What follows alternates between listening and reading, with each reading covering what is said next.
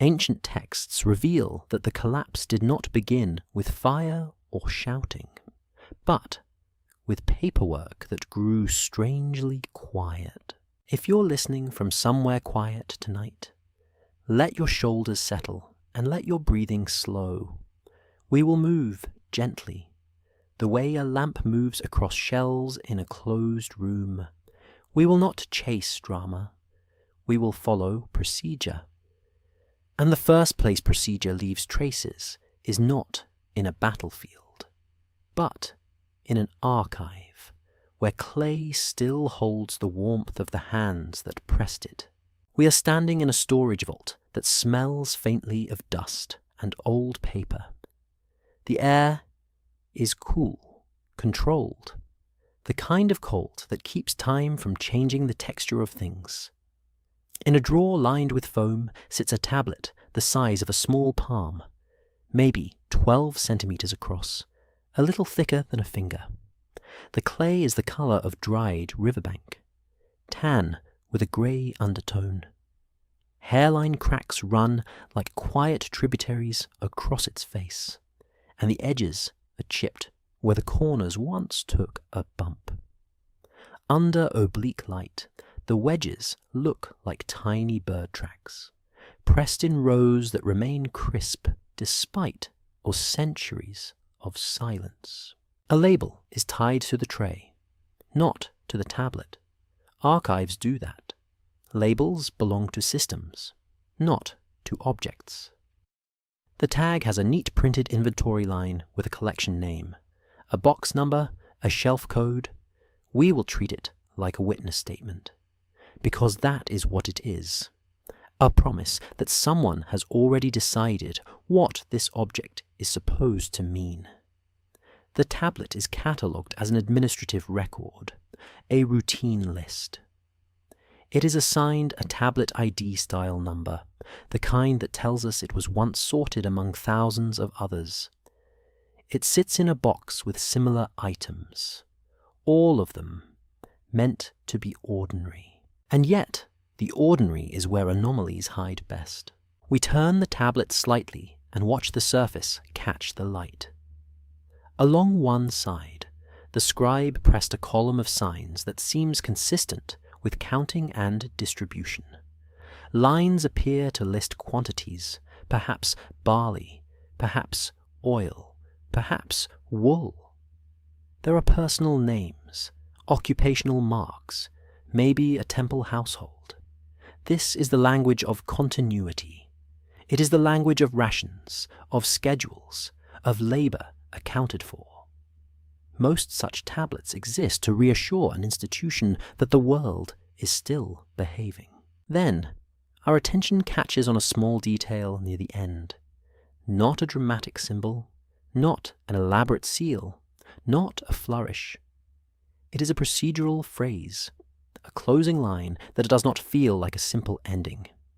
The signs are compact, pressed with extra firmness, and they sit where we expect a routine formula. But the wording, as it is reported in catalogue summaries and scholarly notes, carries a tone of transfer rather than completion. It implies a handoff. It implies that something is being moved out of a normal circuit and placed under a different chain of custody. That is the anomaly, and it is subtle enough that it would vanish if we read too fast. In routine accounting, closure tends to sound like balancing a ledger. It indicates that goods were delivered, that rations were issued, that a day or month is complete. It is the administrative equivalent of putting a tool back on its hook. But here we sense something else.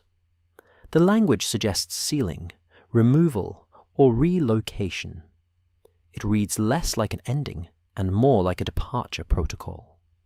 Not an emergency in the theatrical sense, but an emergency in the institutional sense, where the response is to reduce exposure, consolidate assets, and preserve authority by moving the most sensitive things first. We stay careful. We do not claim certainty. Clay tablets do not shout. They indicate. They hint. They leave pressure marks, not confessions. But once a procedural phrase shifts, we have to ask what conditions make a scribe change their ending. We begin expanding our view beyond this one object. One tablet can be misread. One tablet can be a scribal quirk, a local habit, a unique circumstance. The pattern becomes meaningful only when it repeats across places where it should not repeat. And when cataloguers and researchers lay tablets side by side, across collections separated by oceans and accession numbers, certain closures begin to rhyme. We find notes of similar end lines. Tablets from different provenances show comparable language about sealing storerooms, transferring goods, reassigning responsibility, and closing facilities. The phrasing varies, as it must when scribes have different hands and different training, but the function feels consistent. A movement from open circulation to controlled containment. The records are not merely recording consumption. They are recording a decision to withdraw operational capacity. At this point, we pause and acknowledge the story most people already know. The common narrative of late 3rd millennium southern Mesopotamia is a tale of drought, of political fragmentation, of city-states struggling under shifting rivers and shifting loyalties.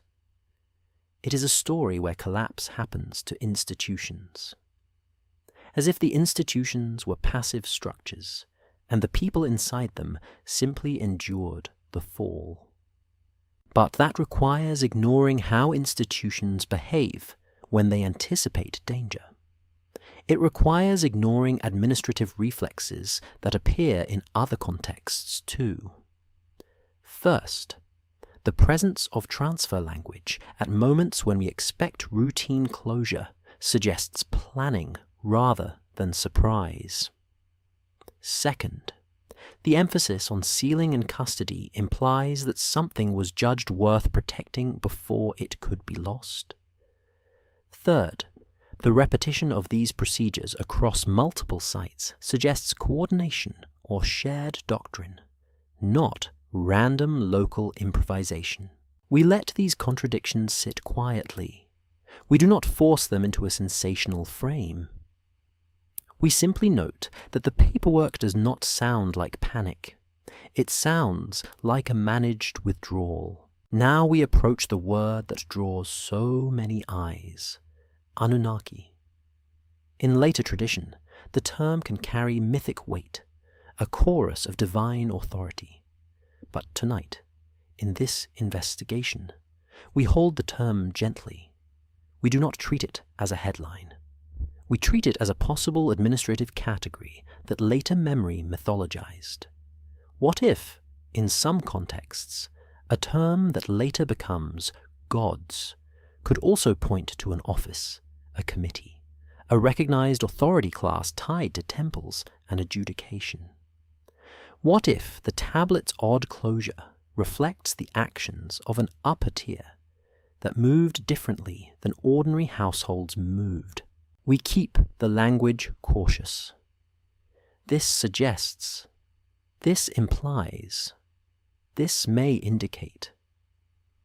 We are not trying to prove visitors from elsewhere. We are trying to understand how authority operated and how authority retreats when it expects a system to fail. So, we set a method in place as quietly as an archivist's routine. We will examine how administrative tablets close. We will compare the language of ordinary distribution to the language of sealing and transfer. We will watch for signs of reduced throughput, fewer recipients, consolidated storage, and altered custody formulas. We will consider archaeological layers where storerooms are reorganized, doorways blocked, and sealings become more frequent. We will read king lists not as simple chronicles, but as narrative tools that smooth rupture. We will listen to laments as memory of procedures, not only grief, because institutions remember their own endings in formal language. Back in the vault, we return to the tablet itself, the first witness. We notice the spacing between the last lines. The scribe left a slightly wider margin, as if the closing mattered. The last impressions are deep, deliberate. If we could feel the clay, it would still have a faint graininess, the fine silt of a river carried into the hand. The tablet's temperature would be the same as the room, neither warm nor cold, indifferent to our curiosity. It does not reward us with certainty. It rewards us with a question. If an institution writes transfer language into ordinary accounts, it means someone was thinking about continuity elsewhere, not continuity here, not continuity in this storeroom, not continuity in this street. Continuity in a relocated center, a protected archive, a sealed core. A silent evacuation does not begin with footsteps. It begins with a closing line. And the most unsettling part is how calm that line can be. We shift to a different kind of room now.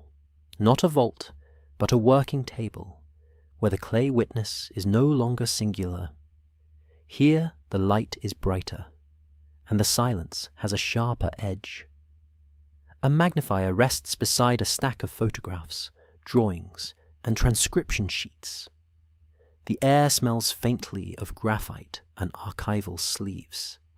This is where small phrases become large, because we stop treating them as decoration and start treating them as policy. Our focus is one rare closing formula that appears in a subset of administrative tablets. It is not a poetic line. It is not a prayer. It is a bureaucratic hinge that swings the meaning of the entire record. In standard distribution texts, the closing is meant to confirm delivery and accountability. It often functions like a stamp that says, "This happened under authorized supervision."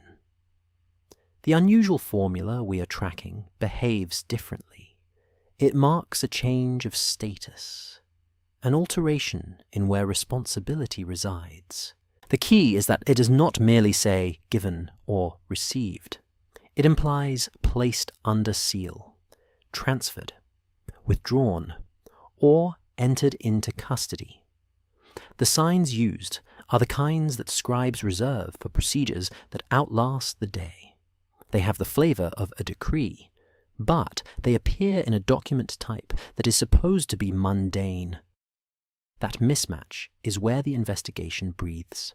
We examine what makes a phrase rare in an administrative landscape, not because it appears only once, but because it is statistically out of place. If a city's tablets have thousands of rations records, and only a handful end with this closure, those few are not noise. They are a category.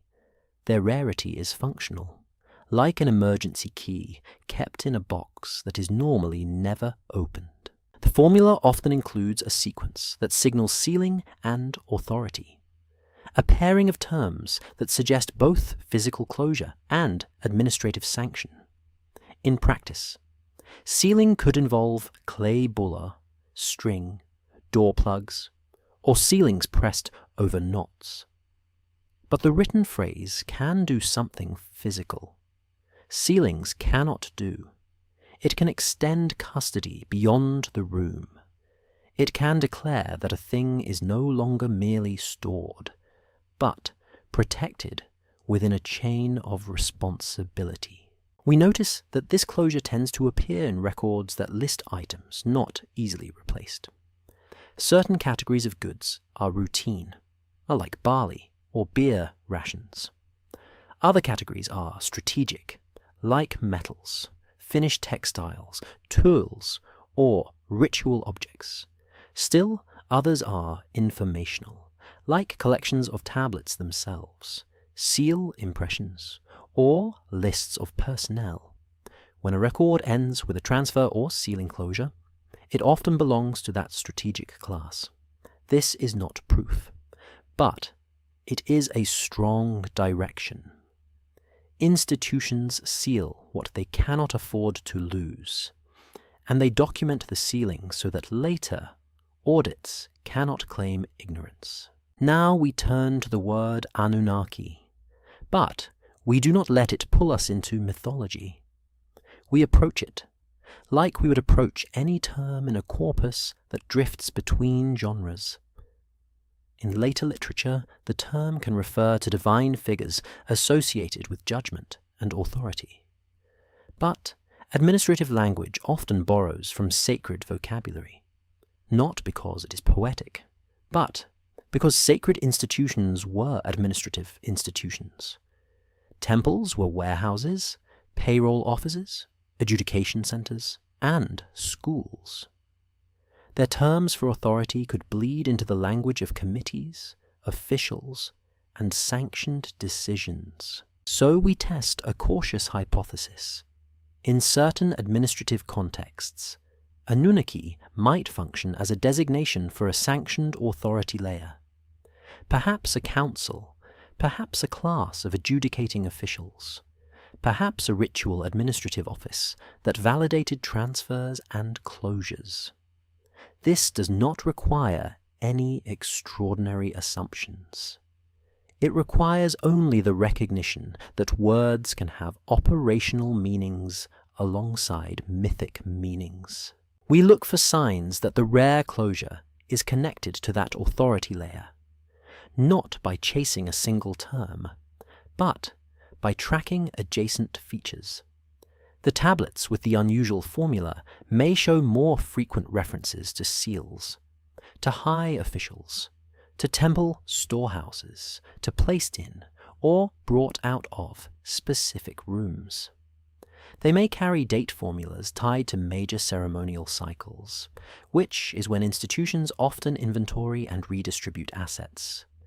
They may include fewer personal recipients and more institutional recipients, meaning the destination is not a person, but an office.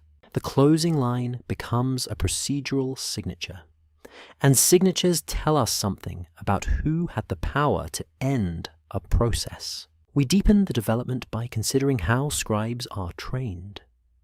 Scribal education in Mesopotamia was built on copying.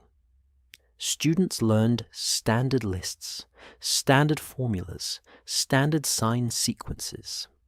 A deviation from standard closure is rarely accidental. It is usually taught, or mandated, or imported from another office. That means the unusual closure likely reflects an instruction that moved through a network, not merely a whim. When a network adopts a closure, it is because the closure has utility. It solves a problem. The problem here appears to be the problem of controlled withdrawal. We now consider the logic of a silent evacuation in administrative terms. An evacuation is not necessarily an image of carts leaving at night. It can be an institutional reorientation where certain assets and authorities are moved out of local reach. The first stage is classification. Decide what matters most. The second is documentation. Create a trail that survives the move. The third is sealing. Prevent unauthorized access. The fourth is transfer. Move custody from one node to another. The fifth is narrative. Leave behind an explanation that can be read later as routine. The rare closure reads like it belongs to that sequence. We also notice something else. In some tablets, the rare formula is paired with a reference to witness authority, a mention of a seal owner or an office that validates the act. The tablet is not merely a record, it is a legal instrument. In a stable system, many daily distributions do not need that level of ritualized validation. But In a system anticipating disruption, legitimacy becomes fragile. Legitimacy must be pressed into clay, because people may soon argue about what was authorized and what was theft. So the rare closure is a clue not only to movement, but to fear of contestation. It implies that someone expected disputes. It implies that someone expected that local claims might rise when the central hand pulls away. The closure is a shield against later accusations, and a shield is something you raise when you expect conflict, even if the room is still quiet. We broaden the sensory picture to keep the trance. Imagine the tablet still slightly damp when the scribe finished. The clay would have been cool, but the pressure of the stylus would have warmed the surface in tiny points. The scribe's wrist would have paused at the last line, because the last line is where policy lives. A simple delivered would have been quick. This closure required deliberation. It required the scribe to choose a phrase that carries weight. The administrative world is full of phrases that look boring until they shift. That shift is the heartbeat we are listening for. It is not a heartbeat of panic. It is the slow heartbeat of an institution taking steps to outlast its own environment. We hold one more careful thought. If the term Anunnaki, in some settings, can reflect a layer of authoritative sanction, then the rare closure might represent the moment that layer begins to detach from ordinary municipal life, not by declaring it openly, but by changing the language that ends transactions. When endings change, systems change. When custody language replaces delivery language, the institution is preparing to move its center elsewhere. In the end, the rare phrase does not tell us where anyone went. It does not tell us why the environment or politics were turning. It does not give us a story we can repeat easily. It gives us something more unsettling and more reliable. It gives us a procedure that has started to behave like departure. The tablet remains small on the table. The wedges remain silent. But the closing line has changed, and that is enough to make the room feel colder. Even under bright light, we move into the field of repetition, where meaning is no longer carried by one rare phrase, but by the way it reappears in separate hands, separate rooms, separate city traditions. The table in front of us now holds a spread of tablets that were not excavated together, not fired together, not stored together. Their clay colors differ. Some are pale and chalky, some are darker with a reddish cast. Some show flecks of plant fiber trapped in the silt. Their shapes vary from neat rectangles to rough ovals.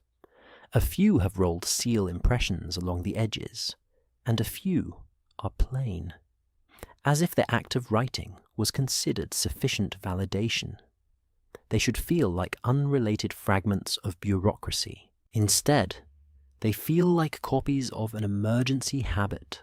The first new development is a pattern in handwriting and formatting, not in words alone. Administrative tablets have conventions of layout that can be as distinctive as dialect. Column widths, the placement of totals, the spacing of date lines, the preference for certain determinatives or abbreviated sign clusters. When those conventions line up across collections, it suggests something traveling. It suggests a template being shared, perhaps through scribal schools, perhaps through itinerant officials, perhaps through a centralized administrative doctrine. We notice that a group of tablets from different provenances share a similar rhythm. List, subtotal, seal, or witness line. then a closure that indicates custody and withdrawal. The closures are not identical in every sign, but they sit in the same slot, like the final knot in a string.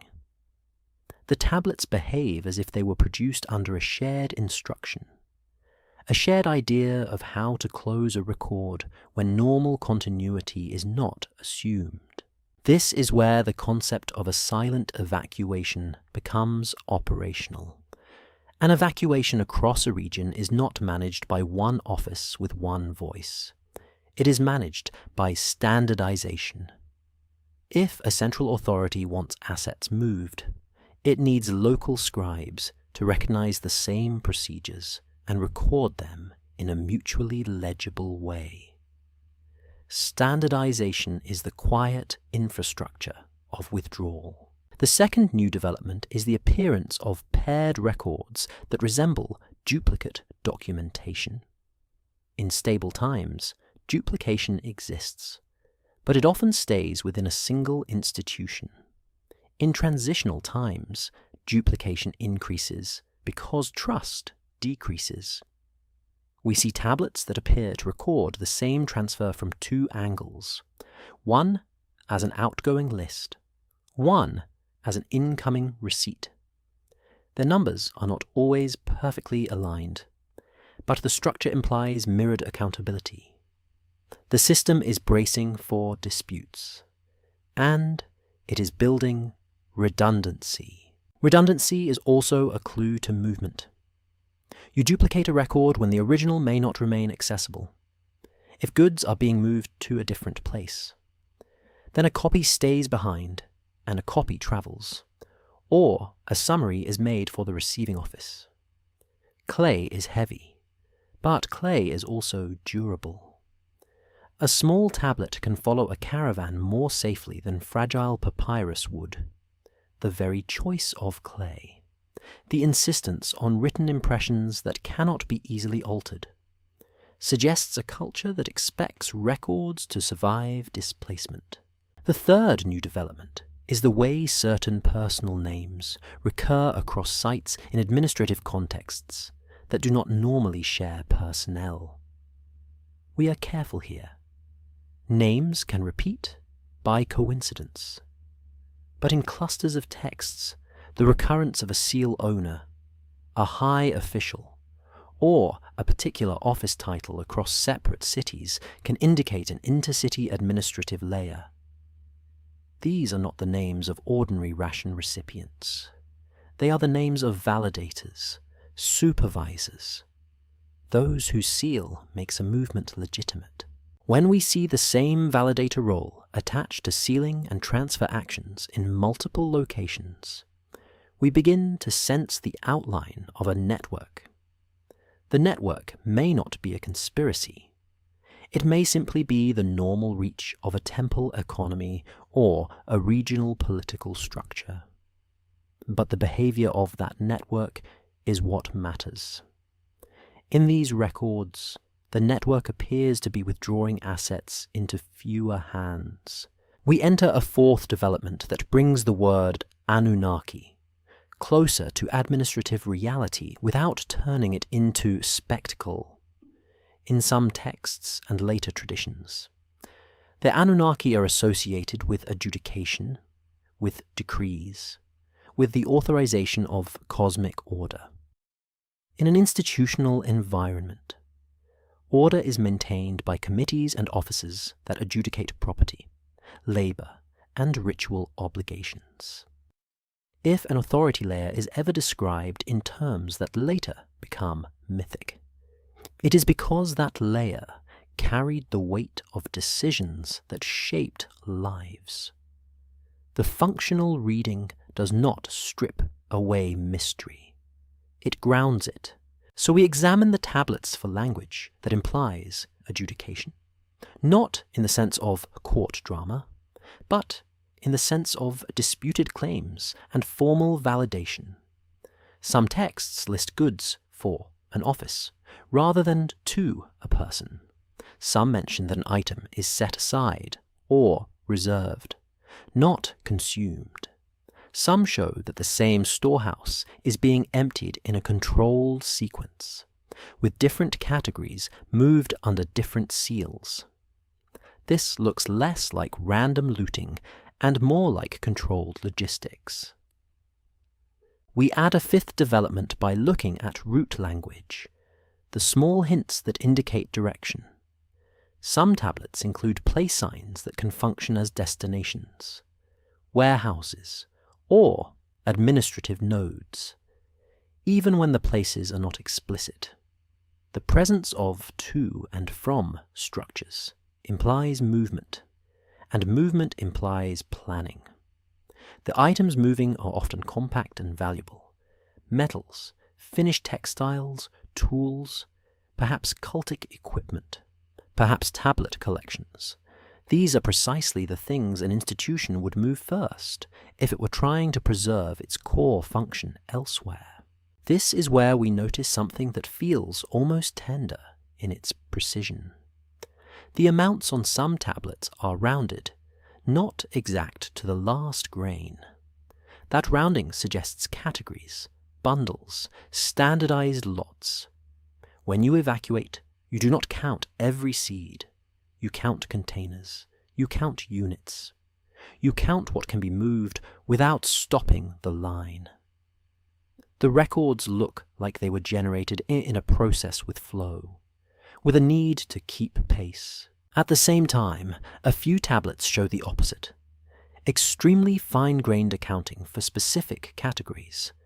That is not a contradiction. It is triage. Some things can be bundled. Some things must be tracked precisely because they are politically or ritually sensitive. The mixture of rounding and precision is itself an evacuation signature. Speed for the bulk, accuracy for the sacred and strategic. We allow ourselves a quiet sensory moment. Imagine the sound of styluses tapping quickly, multiple scribes working side by side in a courtyard or a storeroom office. Imagine baskets being lifted, jars being sealed, cords tightened, seal stones rolled into wet clay. The records are being generated as the work happens. The pace is steady. There is no need for shouting if everyone knows the procedure. That is how silent operations feel. They are loud only in the mind of someone arriving too late. A sixth development appears in the physical evidence of sealings. Some tablets include impressions that are slightly smeared, as if the clay was still soft and the sealing happened in haste. Other impressions are perfectly rolled, suggesting careful performance. The variation suggests different conditions, different moments in a broader process. But the presence of seal impressions on documents that might not require them in routine contexts implies heightened concern for authorization. Authorization is central to an evacuation narrative. Not because it proves who left, but because it reveals who had the right to decide what would be saved. We now let the conventional collapse story sit to one side and look at what these patterns imply. If multiple sites are producing similar withdrawal-oriented documents, then the region is not simply falling apart in isolated shocks. It is undergoing a managed contraction. Authorities are consolidating, sealing, transferring, duplicating records, and preserving legitimacy through validated closures. We keep the hypothesis soft and careful. This suggests that an authority class, perhaps described in later memory with terms like Anunnaki, began to behave as if the system's outer structures were expendable, not immediately, not publicly, but administratively. The administrative record is where institutions confess what they intend without meaning to confess it. The clay tablets remain still, but together they form a chorus of procedure. and procedure, repeated across distance, is the quiet footprint of coordinated withdrawal. We enter a room where narratives are assembled, not in clay, but in the mind.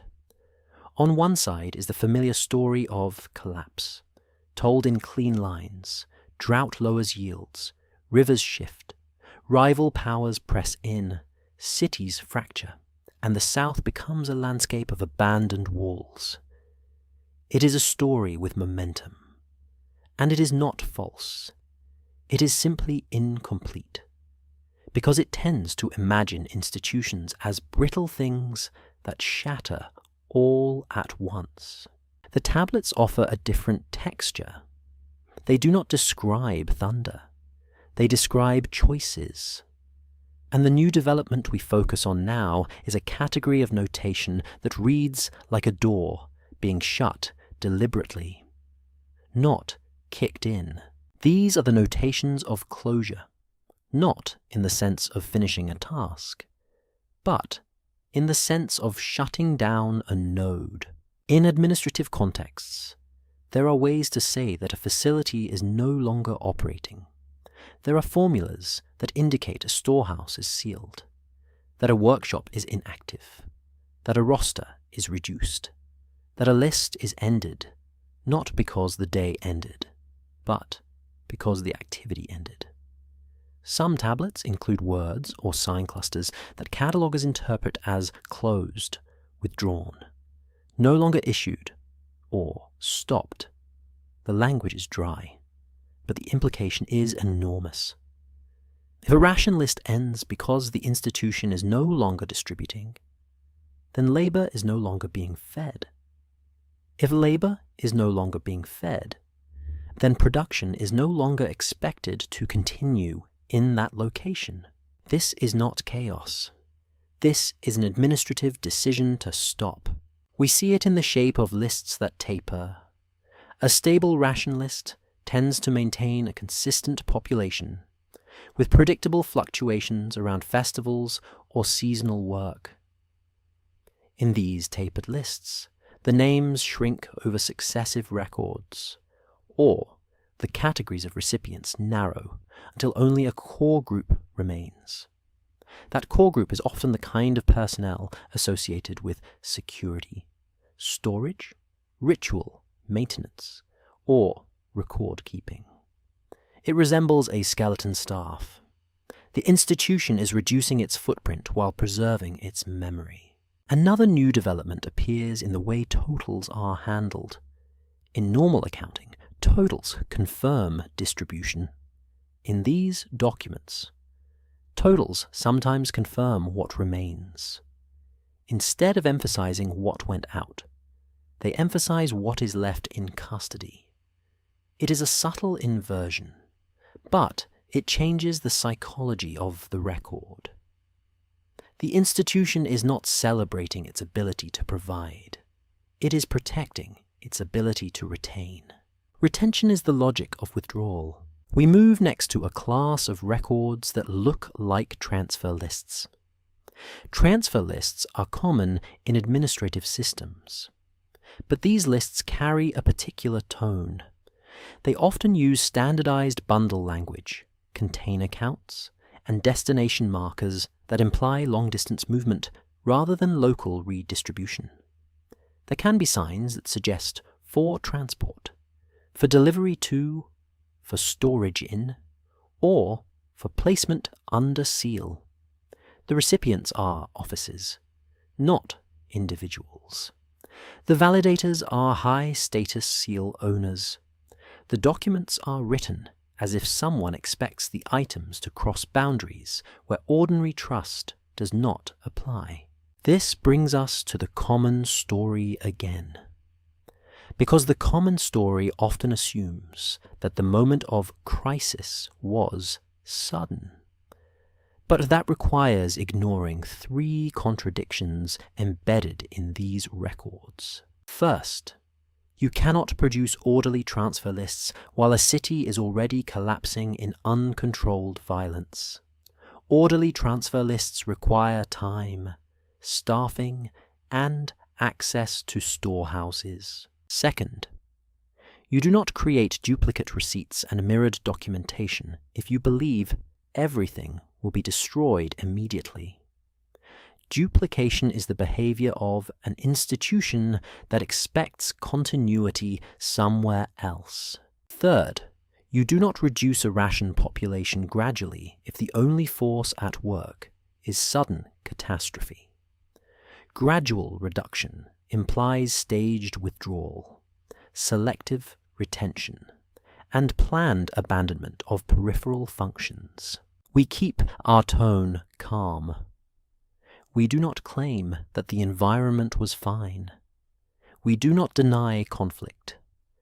We simply observe that the administrative traces suggest a period of managed contraction, a phase in which someone had enough control to close doors properly. Now we introduce a new interpretive lens for the term Anunnaki, without turning it into a sensational entity.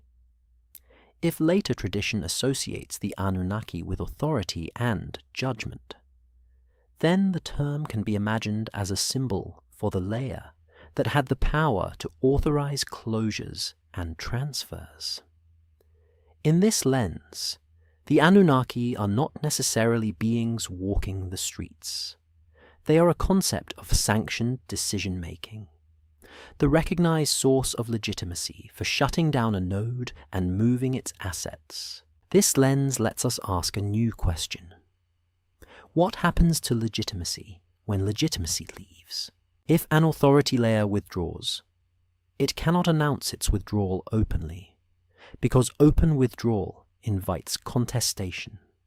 It invites local elites to seize assets, local labor to demand provisions, rival powers to claim abandoned storehouses. Silent withdrawal is safer. You do it with paperwork, seals, and controlled narratives. And now we find the narrative tool embedded in the same administrative ecosystem, the story that makes closures look routine. One of the most effective ways to hide a major decision is to couch it in standard language. A closure formula can be written to resemble routine closure while still shifting custody. A transfer list can be framed as normal redistribution. A sealed storehouse can be recorded as seasonal maintenance in bureaucracies. Euphemism is not always deception. It is stability language. You reduce panic by speaking in the vocabulary of normalcy. So we look for tablets that feel deliberately bland, where the vocabulary is standard, but the context reveals unusual intensity. For example, unusually large quantities moved in a short time, or unusually high frequency of ceilings, or a sudden concentration of valuable categories in one destination office. These are the moments where the text whispers while the numbers speak. We also notice an architectural echo in the way records are written. When an institution is operating fully, documents often reference many departments: brewing, weaving, herding, field labor, construction crews. When an institution is shutting down, the references compress toward storage, security, and record keeping. The bureaucracy becomes inward-facing. Its world becomes smaller. That compression is a signature of evacuation logic. The system is curling around its core. The next new development is the emergence of contested language. Some records, in later copies or in parallel documentation, show slight disagreements in amounts, recipients, or dates. These disagreements are not errors in a trivial sense. They resemble the administrative friction of a system in transition, where multiple offices are trying to maintain authority over the same assets. The more valuable the goods, the more likely the documentation becomes intricate. Intricacy is another form of defense. We allow the trance to deepen by returning to the tactile reality, Imagine a storeroom door sealed with a lump of clay pressed over a cord. The seal impression is crisp. The cord is taut. The clay is cool and damp. The person sealing it is not an invader. It is a trusted official. The official knows that the seal is both physical and symbolic. Breaking it without authorization is a crime. Leaving it intact is a promise. In a collapsing world, promises become scarce. So institutions press them into clay. When we hold these administrative details together, we get a picture of collapse that includes agency. Not everyone is helpless. Someone is closing, sealing, transferring, and reducing operations in a controlled way. That is the behavioral footprint of a managed evacuation. We do not know the destination. We do not yet know whether the authority layer moved to a different city, a different region, or a more abstract form of continuity, such as a traveling archive. We only know that the paperwork behaves as if continuity was expected somewhere that was not here. The documents do not tell us the whole story. They do something stranger. They show us how the system tried to write its own disappearance in a language that still sounded like routine. We step into a narrower corridor of interpretation, where a single word can change what we think we are seeing. The word is Anunnaki, heavy with later imagery. But tonight we handle it like an entry in a register, a label that could have had a working life before it became a mythic title. We do not strip it of mystery. We simply test whether the mystery has an administrative shadow. In large institutions, especially those tied to temples, words for authority can be both sacred and functional. A title can be theological in hymns and procedural in records. A term can point to a class of beings in ritual literature and a class of offices in daily practice. This is not a trick of language. It is how systems bind obedience. If authority is described as divine, then authority can move without needing to persuade. It can simply decree. So we explore a careful possibility that in some contexts, Anunnaki may reflect an institutional layer, a sanctioned body that authorizes decisions too sensitive to leave in the hands of ordinary administrators. If such a layer existed, it would not need to appear constantly. It would appear at hinge moments. It would appear when custody is altered, when storehouses are sealed, when procedures shift from distribution to protection. This is the new development we examine now, the evidence for functional authority language embedded in administrative practice. We begin by observing how offices are referenced in records. Many tablets do not name a person as the destination.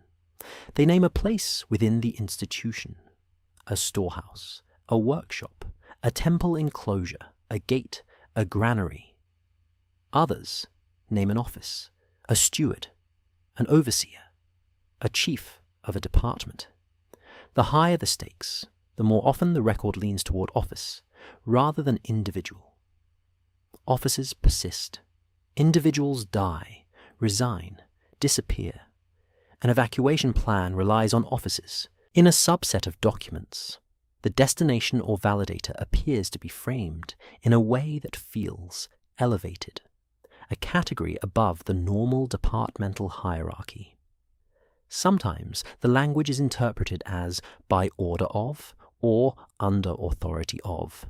Sometimes it is a formal determinative that marks a status class. We are cautious with details because sign readings vary, and modern catalogue summaries can flatten nuance. But the trend is visible. Certain records emphasize legitimacy in a way routine transactions do not. Legitimacy language is a signal. It often appears when a decision will later be questioned. We now imagine what it would mean for an authority layer to begin withdrawing. It would need to move more than goods. It would need to move decision rights. It would need to ensure that when local administrators remain behind, they cannot authorize access to strategic assets. That is how you prevent a region from consuming what the center intends to preserve. This changes what silent evacuation means. It is not only carts leaving a city. It is the relocation of authorization. The tablets and sealings give us a mechanism for this. Seals are not decorative. A seal is an identity token and a legal key. If an authority layer withdraws, it can take its seals and its seal owners with it, or it can transfer seal rights to a new node. In either case, the local system loses the ability to open certain doors without breaking the law. In a stable world, law is strong because enforcement is strong. In an unstable world, law is strong because documentation is strong.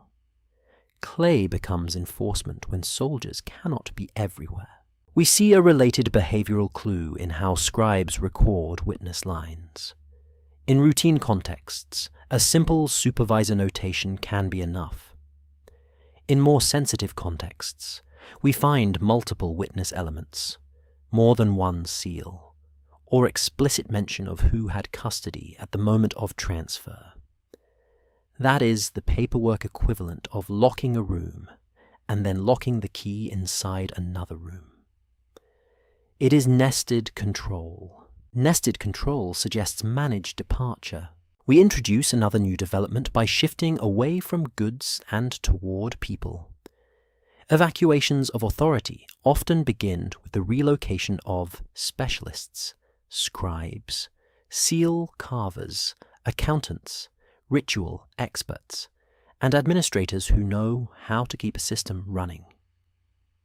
In texts, this can show up as reassignments, lists of personnel attached to offices rather than neighborhoods, or the sudden appearance of travel status language, such as personnel being sent or placed rather than present.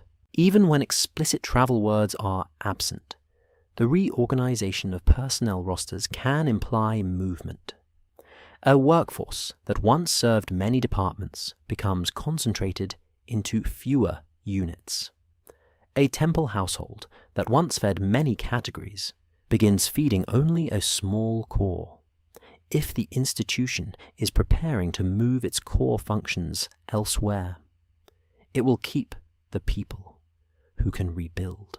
This leads us to a hypothesis that stays gentle. If Anunnaki is functioning as a term for a sanctioned authority stratum, then the silent evacuation would be expressed as a contraction of institutional life around that stratum. The outer layers, the labor-heavy, consumption-heavy layers, are allowed to degrade. The inner layer, the legitimacy layer, is protected, sealed, duplicated in records, and moved. We now look at how myth can preserve a memory of this without preserving the procedure. Later stories may describe divine beings departing, abandoning cities, withdrawing favor. Those images may not be literal biographies of supernatural characters. They may be cultural memory of authorization leaving, of decision power relocating, of people experiencing the sudden absence of the office that made the city feel ordered. A city can survive drought. It can survive invasion. What it struggles to survive is the disappearance of the institutional key that binds labor, storage, and legitimacy into one machine. When that key moves, the city feels cursed. Even if no curse was spoken, it feels abandoned. Even if the abandonment was written in calm signs on clay. The next new development is a specific administrative behavior that aligns with this interpretation. The shift from outward-facing distribution to inward-facing safeguarding. We see records that emphasize inventories, audits, and verification, not because administrators suddenly became obsessive, but because in a transitional period. You inventory what you plan to carry. You audit what you plan to defend. You verify what you plan to claim later. A withdrawal that intends to preserve legitimacy must preserve the ability to say, "This belonged to the institution, and it was moved under authorization, and the chain of custody remained intact." That is why we see careful tallies in the same months where other categories of paperwork thin out. The bureaucracy focuses on what will matter if the local world becomes contested. We also consider the possibility of compartmentalization. In sensitive operations, not everyone knows the whole plan. Documents become more compartmentalized. One tablet records a movement of textiles. Another records a movement of metal tools. Another records a sealing of a room. A fourth records the reassignment of a seal. No single tablet announces the strategy. The strategy emerges only when we align them, like matching edges of broken pottery. This is an important reason the narrative remains quiet. Bureaucracies rarely leave one document that confesses the plan. They leave hundreds of small records that assume the plan is already understood by those inside the system. We allow ourselves one more tactile image to keep the listening slow. Picture a seal stone in a palm, polished and warm from skin. The carver's lines are precise. A figure seated, a symbol above, a name in tiny wedges. When rolled, it leaves a miniature scene, repeated, consistent. It is the institution's face. If that seal stops appearing on local documents and begins appearing elsewhere, then the institution's face has moved. We do not need a dramatic proclamation to detect that. We need only to watch where the keys are used. So we end this segment with a calm proposition. The term Anunnaki, when read as a functional label for sanctioned authority, fits the administrative evidence of a managed contraction. It doesn't prove what later imaginations want it to prove. It does something more disciplined. It explains why the paperwork behaves as if legitimacy was preparing to travel. In the quiet logic of institutions, the gods do not have to fly away. It is enough for the office to close its doors, take its seals, and leave the outer rooms to cool. We arrive at a place where soil remembers what paperwork cannot keep. The landscape is low and wide, with reed beds and slow water. The air tastes of silt and salt. A mound rises slightly above the plain, layered with centuries of human decisions, each layer pressed down by the next. This is a site long associated with deep antiquity and temple continuity, a place where later tradition loved to imagine beginnings. Here, the evidence is not one phrase or one seal, but the way a living complex changes its habits, as if it is preparing to live somewhere else. We focus on a new development, architectural and procedural consolidation that appears in the physical sequence of a temple center. In active periods, a large temple precinct tends to expand outward. It builds more rooms, more workshops, more storage annexes, more courtyards for processing grain, wool, and beer. The pathways remain open because traffic is constant. Doors open and close all day. You can feel that in the wear patterns, in the thresholds, in the density of ash and broken tools in work areas, In contraction periods, the pattern shifts. The precinct stops expanding. It begins to simplify. Some doorways are narrowed or blocked. Some rooms are repurposed from production to storage. Access routes become more controlled. The architecture begins to behave like a container rather than a marketplace. That change is not merely aesthetic. It is a response to risk. We consider the logic of a site that anticipates instability. If the outer rings of a city become unreliable, the temple precinct may retreat into itself. It may concentrate valuable goods in fewer rooms. It may reduce the number of entrances. It may increase ceiling points. It may create choke points where a smaller staff can control movement. This is not necessarily fear. It is protocol. A well-run institution reduces complexity when it expects strain. Within such a precinct, the movement of goods also changes. Early on, goods flow in and out, tied to labor and festival cycles. Later, flow can become more episodic. A large intake followed by a long, quiet period. A burst of redistribution followed by a sealing action. The rhythm becomes irregular, not because the institution forgets how to count, but because it is moving through phases. Gather, consolidate, protect, relocate. We introduce another new development, the appearance of concentrated discard or archive deposits. When institutions relocate or shut down a node, they do not carry everything.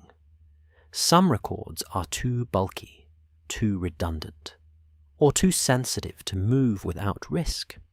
Sometimes they are deliberately deposited, placed in pits, sealed in jars, stored in rooms later closed. This can create pockets of tablets found together, not because they were used together daily, but because they were gathered during a final administrative sweep. A final sweep is a distinct behavior. It looks like this. You collect tablets that certify ownership, debts, allocations, and seals. You separate what must travel from what can remain. You may fire some tablets intentionally to harden them, or you may leave them unfired if time is short. You may place them where only authorized hands could later retrieve them. Even if the retrieval never happens, the deposit itself is a signature of controlled closure. In the ground, this can appear as concentrated clusters of administrative debris in rooms that show signs of being closed with care, not burned from chaos, but closed as if someone expected the room to remain intact. A blocked doorway, a sealed threshold, a layer of clean fill rather than mixed rubble. These are physical equivalents of custody language. Now we bring the Anunnaki lens into the site without turning it into a spectacle. If an authority layer is tied to temples as institutions of legitimacy, then a major temple site becomes an obvious candidate for where withdrawal decisions would be organized. Not because mythical beings gathered there, but because councils, high officials, and ritual administrators did. Their power was expressed as sacred order. Their decisions would have been framed in sacred terms. Their movements would have felt to ordinary residents like divine departure. We keep our language careful. This suggests that the temple precinct could function as an administrative headquarters for the managed contraction. It doesn't prove a single plan. It reveals a behavior consistent with the preparation. The next new development is a change in the way storage is structured. In active times, storage is distributed. Many small rooms hold different goods, and access is frequent. In contraction times, storage becomes centralized. A few larger rooms hold mixed categories, and access is restricted. Centralization reduces the number of seals needed, reduces the number of staff with entry rights, and reduces the risk of leakage. Centralization also supports transport. If goods are consolidated into fewer nodes, they can be loaded more efficiently. Transport does not require a dramatic caravan. It can be a series of controlled movements, each documented, each sealed. We notice that certain categories of goods would be prioritized for this. Metals and tools that allow rebuilding, finished textiles that can be used as currency, clothing, or diplomatic gifts, ritual equipment that preserves legitimacy. Because rituals are portable if you carry the key items. And perhaps, most important, the seals and tablets that certify authority. Authority is portable if its documents are portable. We develop another angle: water. Southern Mesopotamian life depends on canals, and canals are both resources and vulnerabilities. A temple center that anticipates disruption may adjust its water management. It may maintain certain channels while letting others silt up. It may concentrate irrigation on fields closest to the core. It may reduce investment in long canal maintenance because long canals are expensive and require cooperative labor across communities. A contracting institution chooses what to maintain, and what it chooses reveals what it expects to survive. Even without explicit canal texts in our hands, the logic remains. Maintenance decisions are economic decisions. Economic decisions are survival decisions. A silent evacuation can begin with maintenance withdrawal, the quiet decision not to repair what will soon be left behind. We allow another sensory image to anchor the trance. Imagine walking along a temple wall at dusk. The mud brick holds the day's heat and releases it slowly. A doorway that used to be open is now filled with bricks, sealed smooth. A small seal impression on a clay lump still holds the pattern of a cylinder seal, the grooves catching shadow. The courtyard that once echoed with labor is quieter. The air feels watched, not by guards necessarily, but by procedure. This is how institutions change when they are preparing to reduce exposure. They become quieter. They become more controlled.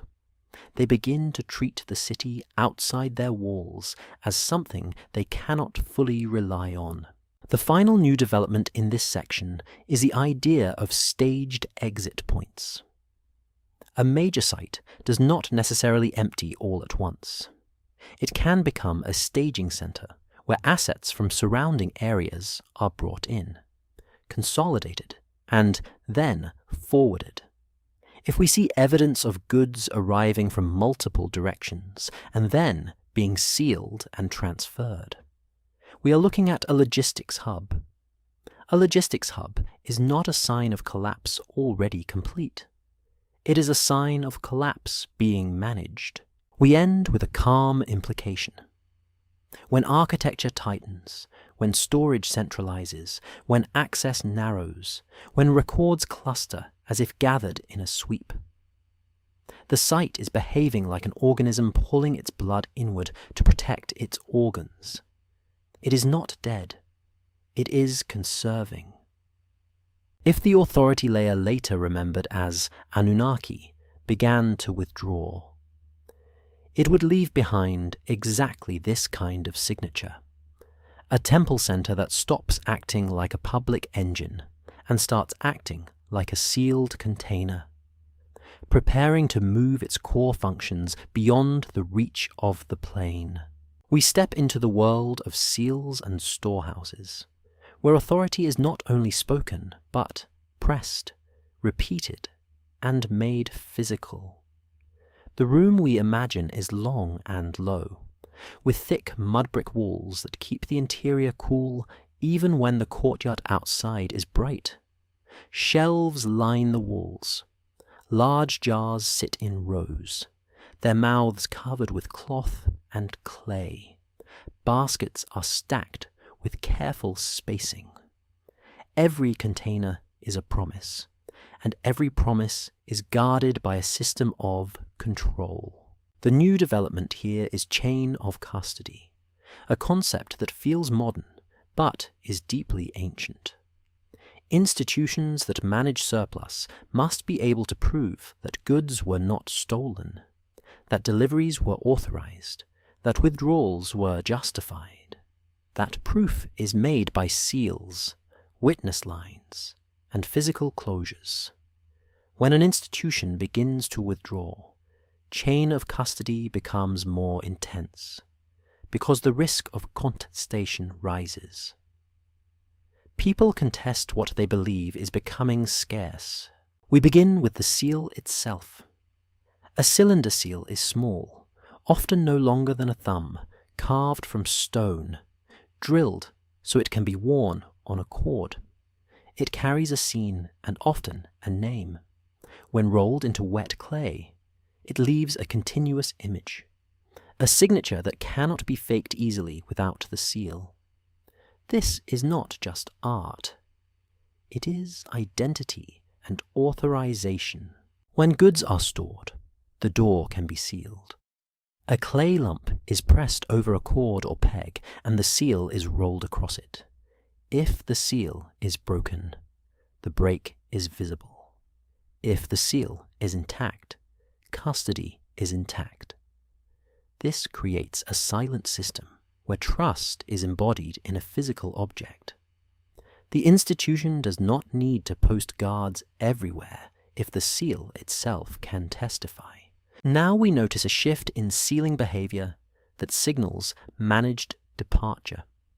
In regular operations, seals are used, but the frequency and redundancy can be moderate. In a period of contraction, seals multiply. More doors are sealed. More containers are sealed. More documents carry seal impressions. The institution behaves as if it expects unauthorized access attempts. It tightens the net. We add another layer by looking at who owns the seals. Seals can belong to department heads, stewards, temple officials, or high administrators. In sensitive operations, multiple seals can be used on a single closure. One seal alone gives one office control. Two seals imply shared authority, like a lock that needs two keys. This prevents a single person from breaking custody without the other knowing. Multi-seal closures are a strong sign of internal risk management. Internal risk management is a clue to transitional conditions. It suggests that even within the institution, trust is being managed more carefully. In evacuation logic, this makes sense. As the outer world becomes unstable, internal cohesion must be protected. Shared seals are a way to keep the core aligned. We now examine storehouse routines. In a thriving system, storehouses are porous.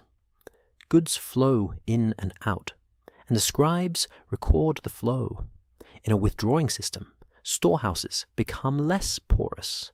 Access becomes episodic, and when it happens, it is heavily documented. Withdrawals are less frequent, but larger, because the goal is not to feed the local machine, but to move strategic goods. This change can be inferred from record types: fewer daily ration tablets, more inventory tablets, more transfer lists, more sealing notes.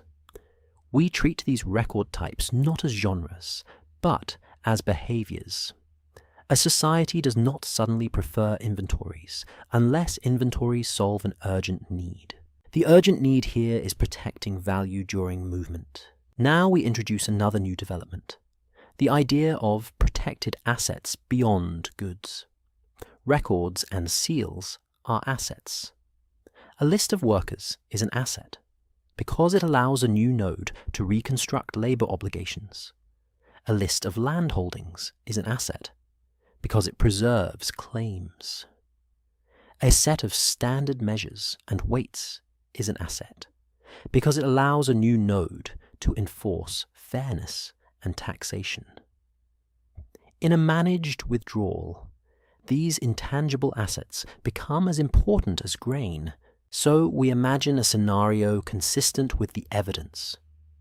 A temple administration decides to relocate its core functions to a safer or more stable node. It begins by consolidating goods. It also begins by consolidating administrative tools, seal stones, standard weights, perhaps training tablets, perhaps key legal documents. It records these movements with chain of custody language, because the future legitimacy of the institution depends on proving that it did not abandon its obligations without authorization. This is where the Anunnaki lens becomes especially useful without becoming sensational. If Anunnaki functions as a symbol for sanctioned authority, then the continuity of that authority would be embedded in these custody tools. The authority layer is not a body of beings that can vanish into the sky. It is a system of legitimacy that travels with its seals and archives. We now shift to the physical sensation of sealed spaces. A sealed door is not only a barrier, it is a message to everyone in the corridor. It says, "This room is not for you anymore." It says, the institution is drawing a line. In a city where many people rely on temple distribution, a sealed storehouse is a social signal. It can trigger fear. It can trigger anger. It can trigger attempts to break seals. That is why documentation becomes intense. The institution expects pressure. The new development is the evidence of seal breaking as a phenomenon. In some contexts, archaeologists find sealings that were broken and discarded, sometimes in clusters. This can happen in ordinary operations too, because seals are broken when doors are legitimately opened. But the pattern of broken ceilings can tell a story. A large cluster of broken ceilings in a short occupational horizon suggests heavy access events, perhaps rapid loading, perhaps repeated openings to remove goods. If those clusters are followed by architectural closure, it implies that after the movement, the space was shut down. This is consistent with a departure sequence. Open, remove, document, seal, close. We also consider the human dimension of seal usage. Sealing is an act that requires presence. The seal owner or a delegated official must be there. If seal owners begin to vanish from local documents, or if their seals appear in a different context, it implies movement of officials. Officials do not travel without purpose in such systems. Their travel is the travel of authority. Another new development emerges in the language of responsibility. Some administrative records include phrases that indicate who is accountable if goods are missing. When the system is stable, accountability can be assumed. When the system is unstable, accountability is written more explicitly. The record becomes a contract. It states who held custody, who witnessed the transfer, who authorized the opening.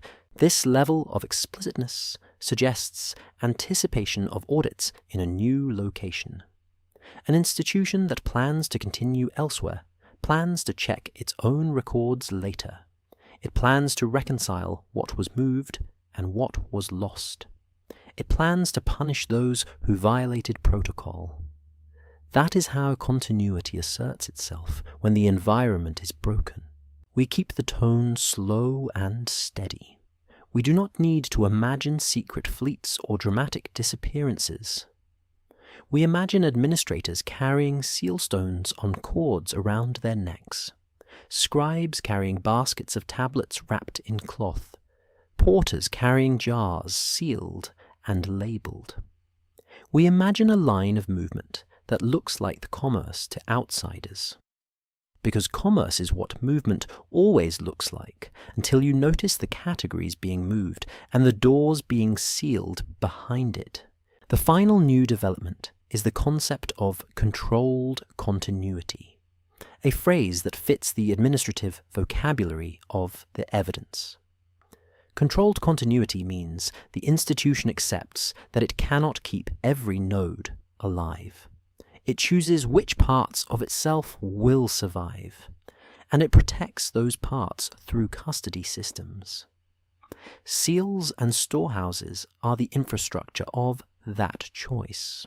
In this room of jars and clay lumps, authority is not abstract. It is pressed into wet material and allowed to dry. When the institution tightens its sealing behavior, when it multiplies shared locks, when it documents responsibility with unusual care, it is telling us that it expects a world where claims will be contested. And in that contested world, the only safe way to leave is to take legitimacy with you, pressed into stone and clay, and to leave behind doors that close with clean, as deliberate seals. We move into a different register of evidence, one that seems softer at first, but can hold institutional memory in a way numbers cannot. The setting shifts from storerooms and seals to recited lines, to tablets that carry not inventories, but laments. These texts are often treated as pure emotion, as grief made formal. Tonight, we treat them differently. We treat them as after-action memory, not in the sense of a military report, but in the sense of a culture remembering how an institution withdrew and how a city experienced the withdrawal. The new development is the way poetic language can preserve procedures by turning them into images. Laments speak of gates closed, of temples abandoned, of order departing. Those phrases can be read as metaphors. They can also be read as translations of administrative acts into public language. When a storehouse is sealed, the public sees a door closed. When an office relocates, the public experiences a sudden absence of decisions. When a ritual schedule ends, the public hears silence where there used to be drums and chanting. The lament takes these experiences and frames them as divine departure. We do not quote lines. We do not claim a verbatim certainty. We paraphrase the shape of what such texts indicate. They describe authority leaving, protective presence withdrawing, cities left exposed. They describe a sensation of being unmoored. And that sensation is exactly what would happen if a legitimacy layer, the one that organizes distribution and adjudication, moved away. We now explore how laments encode logistical reality. A lament may describe a temple as empty, its vessels gone, its offerings stopped. That can reflect a physical removal of cult equipment, which is consistent with institutional safeguarding. Ritual items are portable. They are also symbols of legitimacy. If you take them, you take the ability to perform rites that define the city's relationship to order. For ordinary people, that feels like the deity has left. In procedural terms, it can mean the office that managed the cult has withdrawn. Another lament image is the closing of gates and the stilling of streets. That can match a contraction pattern in which access points are narrowed, corridors are controlled, and the outer city loses activity. Even without a direct statement of evacuation, these images align with a staged reduction of public life. The new development is that laments also preserve the idea of selection. They often imply that something was spared while much was lost, that something was carried away while the rest was left. This selection is a hallmark of managed withdrawal. Chaos destroys indiscriminately. Planning chooses. We now consider how such texts might preserve a memory of contested legitimacy. Laments sometimes speak of confusion about who holds authority, of broken judgments, of the failure of courts, of the silence of decision-makers. In an administrative frame, that points to the removal of adjudicating offices and seal owners, leaving local systems unable to resolve disputes. The result is a feeling that law has vanished, that order has been taken away. This is where the term Anunnaki can be held with care. In mythic contexts, they are linked with judgment and decree. In this interpretive approach, laments that speak of judgment leaving could be cultural memory of the authority layer withdrawing. The term becomes a symbol for the office of judgment. When that office departs, the city experiences abandonment, not only economically, but morally. We add another new development by looking at how laments treat storage and food. They often describe hunger, but they also describe sealed abundance that cannot be accessed. A cruel image where food exists but distribution fails. This is a powerful clue. In many collapses, hunger comes from absence. Here, the memory sometimes implies that resources were present, but not available. That aligns with sealed storehouses and protected assets. People see jars and granaries, but seals and custody rules prevent access. If the authorized keys are gone, the goods might as well be gone. This produces a specific social trauma. It is not only scarcity, it is exclusion. It is the experience of being locked out of the institution that once fed you. Laments, as public memory, would naturally translate that into the language of divine displeasure or divine departure. We now introduce a new development that deepens the investigative method. Poetic texts can preserve sequences. They often move from a description of order to a description of withdrawal to a description of exposure. That order of images can mirror the sequence of administrative contraction, stop ceremonies, seal assets, close gates, withdraw officials, leave the city exposed. The lament turns procedure into a narrative anyone can feel. This gives us a way to test the hypothesis without needing any one tablet to confess. If administrative records suggest controlled withdrawal, and laments preserve a public memory of order departing in a staged way, then the two layers reinforce each other. One layer is the inside view, cold and procedural. The other layer is the outside view, emotional and sweeping. Together, they suggest that people experience not only environmental stress, but institutional departure. We keep the tone gentle because we are touching grief. These were not abstract events. They were disruptions to lives and households. When we speak of managed evacuation, we do not mean a clean escape without suffering. Managed evacuation can protect a core and still leave many behind. The laments may be the voice of those left behind, looking at closed doors and silent courtyards. We allow ourselves a sensory image that is different from clay and seals. Imagine a voice in a dim room, reciting lines by lamplight. The listener hears of a temple where no one brings offerings, of a gate that no longer opens, of a city that feels like it has lost its breath. The words are rhythmic because rhythm helps griefer be carried. But beneath the rhythm, there is a record of how the city changed, in what order, and what the people noticed first. Another new development emerges in the role of memory and blame. Laments often assign departure to divine decision. That can be a cultural strategy for coping.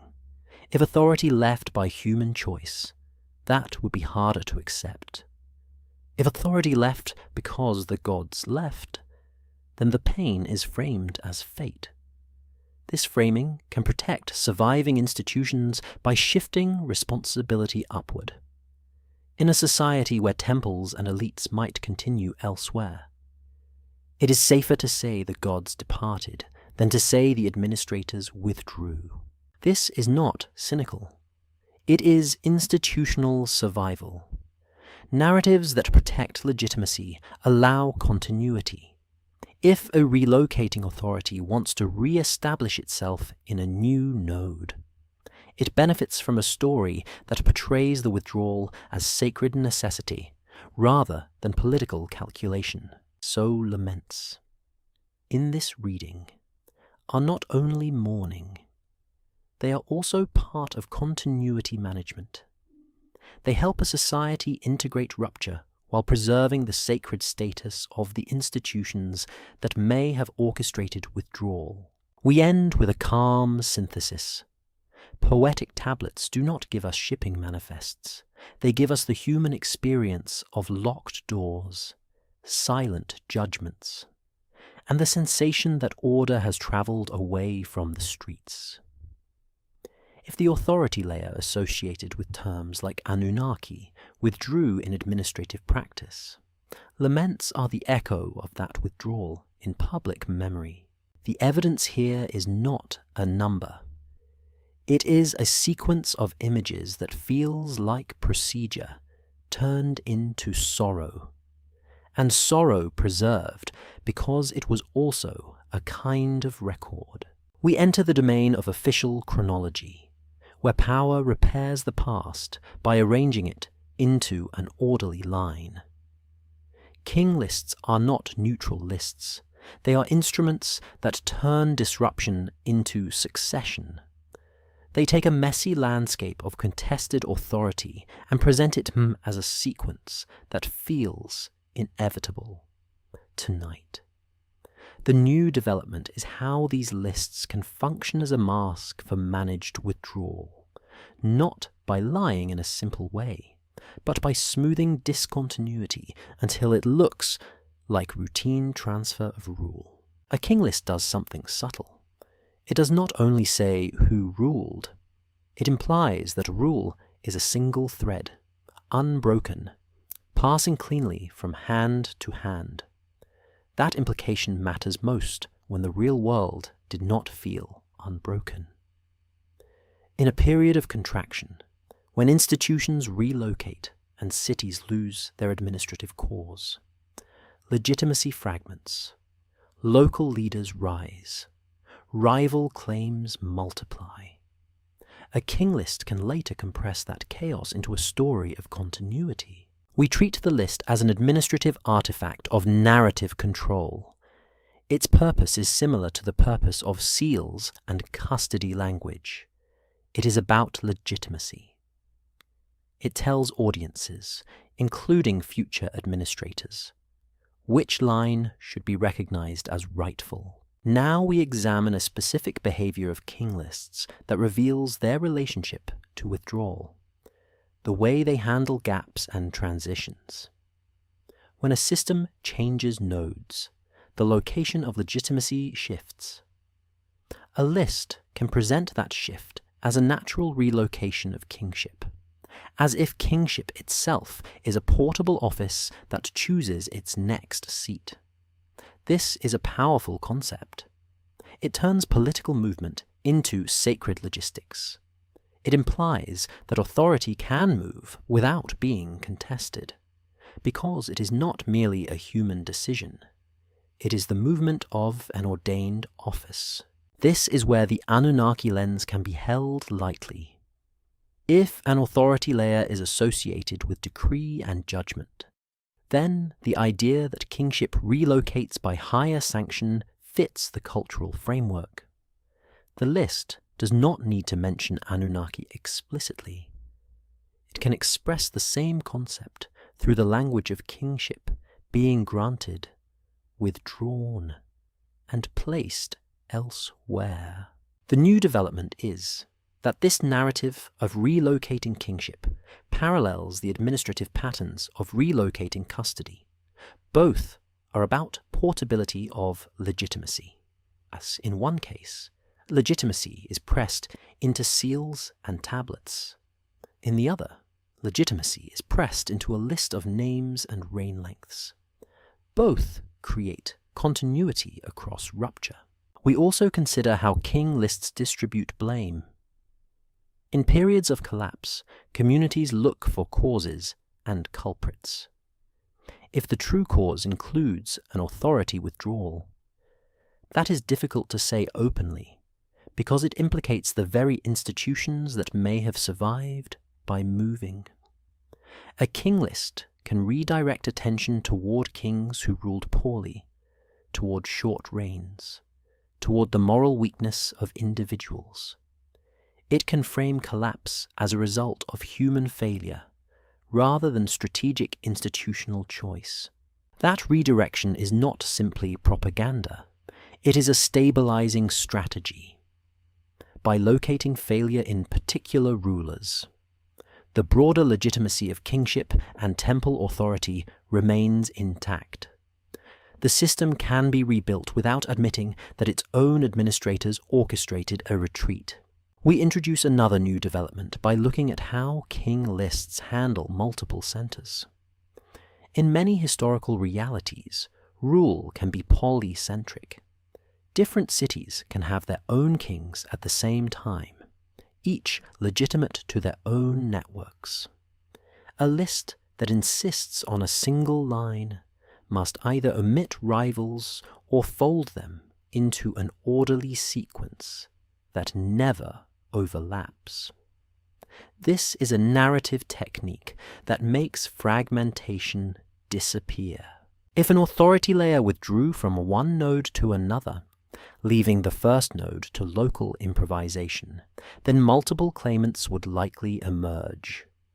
The list would later choose which claimant to recognize.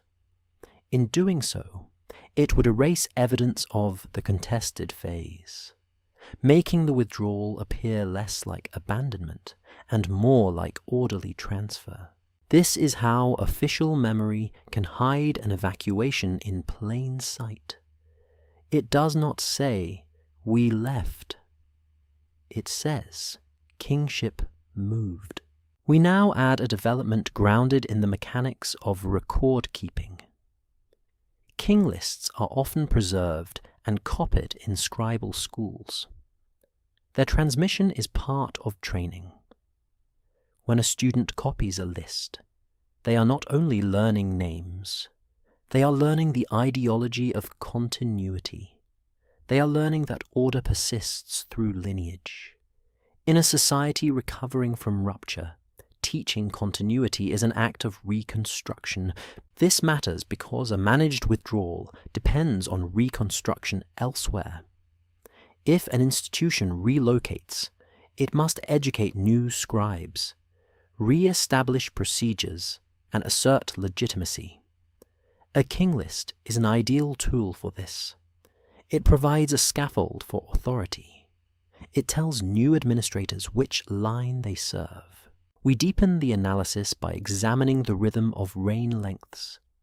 Without asserting exact numbers, we can observe that lists often include long reigns in idealized periods and shorter reigns in troubled periods. This pattern can reflect memory of instability. It can also be a narrative device, emphasizing that early order was strong and later order became fragile. That fragility can be interpreted as moral decline, environmental stress, or divine displeasure. In our investigative frame, that fragility can also be interpreted as the phase when legitimacy relocated. The list can mark this not by naming an evacuation, but by compressing multiple weak rulers into a short segment, making the rupture feel like a temporary lapse, rather than a structural withdrawal. Another new development appears in the relationship between lists and local archives. If local archives thin out during contraction, and later archives reappear in new centers, king lists can bridge that gap. They become the narrative thread that spans missing paperwork. Where clay records break, the list continues. That continuity is not an accident. It is a repair. We let a calm image form. Imagine a scribe in a later period copying a king list onto a fresh tablet. The stylus moves evenly. The names are arranged in a column. There is a comfort in the sequence. It is a ritual of order. The scribe may not know the full complexity of the past. They may be inheriting a curated memory, but the act of copying makes the curated memory real. It becomes the foundation for future decisions. Now we return to the political function of blame shifting. If people remembered that authority left, they might accuse the leaving authority of abandonment. A king list avoids that by framing discontinuity as a lawful transition. It can suggest that the previous center lost favor, and the new center gained it. This protects the legitimacy of those who now hold the seals, the archives, the ritual equipment. It also offers a moral explanation that calms social anger. It says, this happened because order moved, not because administrators chose to save themselves. We do not assert motive with certainty. We say only that the structure of the lists is compatible with this function. It suggests an effort to make rupture legible as continuity. The final new development is a small but important shift in how we interpret the word collapse. A collapse in material terms can still include institutional survival. A city can empty while an administrative class persists, carrying its tools elsewhere. The king list is one of those tools. It is an administrative instrument disguised as history. It helps authority travel through time as well as space. So we end with a quiet implication. When king lists smooth disruptions, when they present relocation as destiny, when they reduce contested phases into tidy sequences, they can function as the narrative companion to the physical and administrative mechanisms of withdrawal. They do not describe a silent evacuation in plain words. They make the consequences of such an evacuation feel natural, even rightful. In that sense, the list becomes another seal. It presses legitimacy into clay, and it asks the future to accept the imprint as truth. We enter the final chamber of the investigation with a different kind of discipline.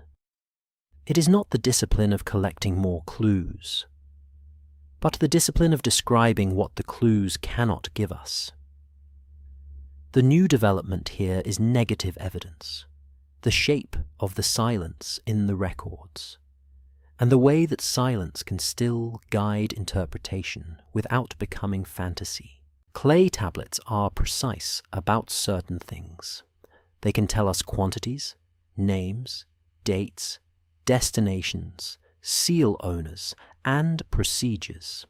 They can show us when systems tighten custody, when offices consolidate, when distribution narrows, when closures become more formal. They can suggest planned movement and controlled continuity. But the tablets do not say everything.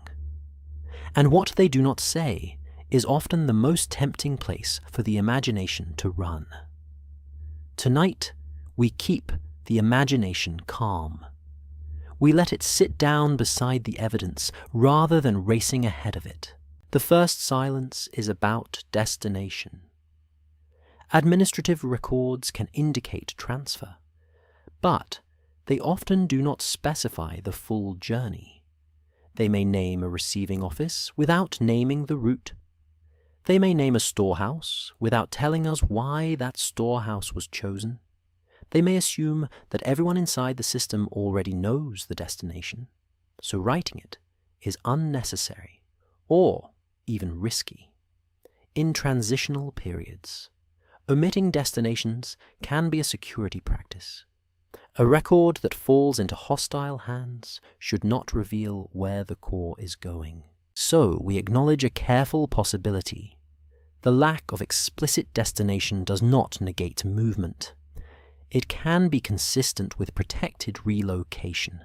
The second silence is about intention. The records show procedures, not motives. A sealing note doesn't tell us whether the officials felt fear, pride, duty, or bitterness. A transfer list doesn't tell us whether the movement was voluntary or forced by circumstance. The institution writes to preserve accountability, not to confess emotion. That is why laments matter as a separate layer. But even laments do not give us operational motives. They give us experiences. We now introduce another new development by considering alternative explanations. Because strong investigations do not fear alternatives. A tightening of custody could occur during reforms, not only evacuations. A consolidation of storage could occur after a flood, not only before abandonment. Increased sealing could reflect anti-theft measures during economic stress. Duplicate documentation could reflect administrative modernization or competition between offices. These alternatives are real, and they remind us that patterns can have more than one cause. The task is not to force a single story. The task is to ask which story explains the widest set of behaviors with the fewest assumptions. In that light, the evacuation interpretation remains plausible because it connects multiple strands: contraction of outward distribution, intensification of custody, documentation, redundancy, physical architectural narrowing, cultural memory of departure, and narrative smoothing in official chronology. Still, we keep it as a hypothesis, not a verdict. The third silence is about the Anunnaki as literal beings. Administrative records do not provide clear, direct evidence for non-human entities walking among officials. They provide evidence for an authority layer that can be described in sacred language, remembered as divine departure, and operationalized through seals and procedures. That is meaningful. It is also different from the popular modern image of extraterrestrial actors. We do not need that image to explain the patterns. The patterns are already strange enough in human terms. So we define our careful boundary. If we speak of Anunnaki, we speak of a symbolic and functional category, an authorized stratum of judgment and sanction that could be mythologized later. This keeps the narrative grounded in how institutions work. Now we deepen the final development by asking a question that is both administrative and human. What does a silent evacuation leave behind? It leaves behind locked doors and broken seals. Yes. It leaves behind thinned ration lists and clustered archives. It leaves behind the people who are not selected for relocation, or the departments deemed expendable. It leaves behind a city whose visible wealth may still sit in sealed jars, inaccessible without keys that have travelled away. It leaves behind a vacuum of adjudication, where disputes multiply because the recognized source of judgment is gone. And it leaves behind stories. Stories are not decoration. Stories are how societies explain why the keys vanished. In later memory, the story may be that the gods left. That is an emotionally accurate description of living through the disappearance of legitimacy. When the office that authorized life withdraws, the world feels spiritually evacuated. The language of divine departure becomes the only language large enough to hold the experience. We now consider the last unknown, the one question that remains in the air like cool dust. If the authority layer relocated, where did it intend to reroute continuity? We do not answer with a place name. The evidence does not demand a single destination. Instead, we describe the characteristics of a likely destination. It would need secure storage, access to transport routes, the ability to support a core staff, and some recognized legitimacy that allows seals to function. It might be a larger political center. It might be a more defensible region. It might be a network of smaller nodes rather than one site. It might even be a mobile administrative core, traveling with archives and seals until conditions stabilized. This is not fantasy. It is how institutions adapt under stress. They become modular. We introduce another new development by emphasizing the role of education. If continuity relocated, scribal training would be essential. The relocated core would need to reproduce its own procedures. It would need to teach closure formulas, sealing practices, and legitimacy narratives. That can explain why certain formulae remain stable across time and why king lists and standard texts become so central. They are part of the portable kit of authority. Now we transition into the wind down, letting the pace soften. The investigation has moved through clay and stone, through seals and laments, through lists of goods and lists of kings. We have not chased noise, we have listened for procedure. The evidence we followed does not demand a dramatic spectacle. It suggests something quieter and more unsettling. That institutions can withdraw in a way that feels like abandonment to everyone outside their walls. If you are listening in the dark tonight, notice how calm the records are. They do not scream, they dry, they sit in boxes, they wait. And when we touch them with attention, they show us that the end of a world can begin with a change in how a transaction is closed. Now we let the images fade gently. The vault lights dim in our mind. The tablet surfaces lose their sharp highlights. The seal impressions soften into shadow. The long corridors of storehouses grow still. Outside, the plain is quiet. Water moves slowly in the canals. The mound under the stars holds its layers without complaint. We do not need to force an answer beyond what the clay allows. We can let the pattern remain, a careful outline of managed withdrawal, of legitimacy made portable, of authority that learned to travel without announcing its footsteps. And as we step away from the shelves, we carry only one soft question, held like a small, warm stone in the palm. If the keys to order were taken, What new door were they meant to open? End of script. Good night,